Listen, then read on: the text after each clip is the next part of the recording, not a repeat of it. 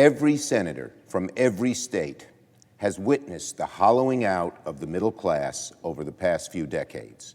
Globalization, technology have changed the way that Americans work and compete. Productivity increased, but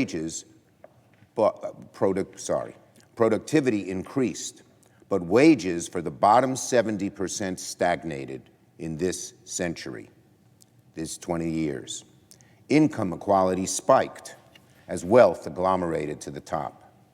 The financial crisis and the COVID pandemic heaped additional hardship on middle-class families that were already falling behind. The changes in the world, the swirling changes, economic and social, have made it harder to stay in the middle class, have made it harder to get to the middle class. We Democrats feel an obligation to make it easier for those in the middle class to enjoy that middle class life and stay there, and for those struggling to get into the middle class to have those ladders so they can climb up to get there. These are exciting and fundamental times to be here in the Senate. In short, we have a lot to do to restore the fundamental American promise of opportunity and economic mobility.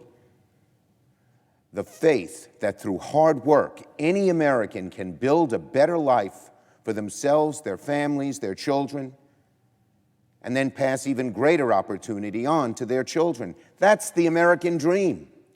It's been fading, and that's allowed demagoguery and nastiness and divisiveness to become too great a part of our politics. We want to restore that sunny optimism that Americans have always had.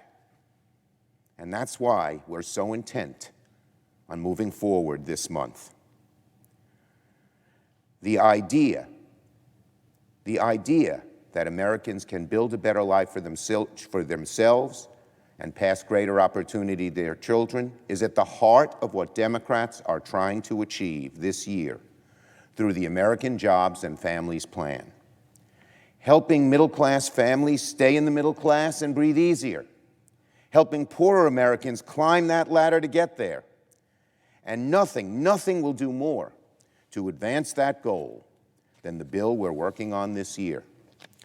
The budget resolution agreed to by Democrats on the Budget Committee this week is the first step down a long road towards enacting a transformational change in our economy.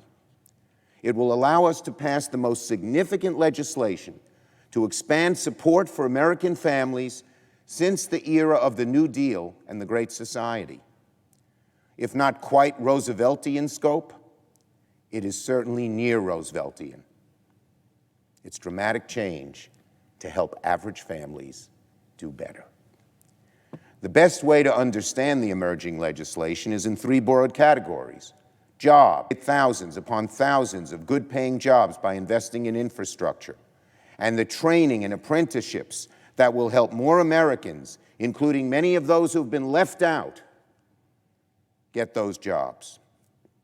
We're going to expand and strengthen the programs that support American families and introduce new ones, like paid family leave and a robust expansion of Medicare to cover vision, dental, and hearing. I salute Senator Sanders for putting it on the map and now making it a real possibility to happen.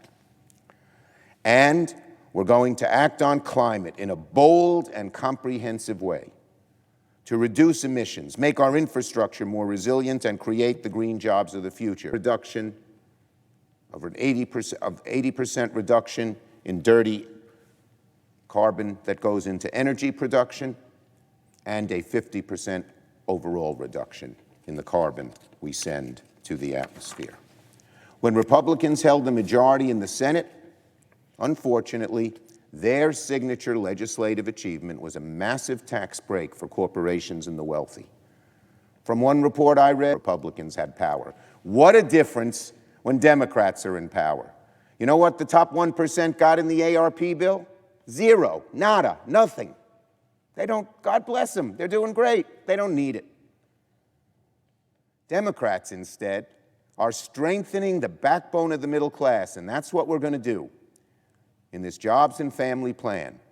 American workers, American families are going to benefit while we address the generational challenge of climate change. And as I've said from the start, Madam President, as I've said from the start, the two tracks of infrastructure are going to move in tandem. We're making good progress on both. The President yesterday on the budget resolution. The meeting was wonderful. The excitement was palpable. The opportunity to do so much good for so many American families was in the air in that meeting. It was exciting. And as that happened, the bipartisan working groups had many meetings on the bipartisan infrastructure framework as well. Today, I'm announcing that I intend to file cloture on the vehicle for a bipartisan infrastructure bill on Monday of next week. Senators will have until Wednesday of next week before the initial vote on cloture on the motion to proceed. Everyone has been having productive conversations, and it's important to keep the two-track process moving. All parties involved in the bipartisan infrastructure bill talks must now finalize their agreement so that the Senate can begin considering that legislation next week. And I am setting the same deadline next Wednesday for the entire Senate Democratic Caucus to agree to move forward on the budget resolution with reconciliation instructions. The time has come to make progress, and we will. We must. Now on another issue, marijuana. 20 years ago, roughly a third of the population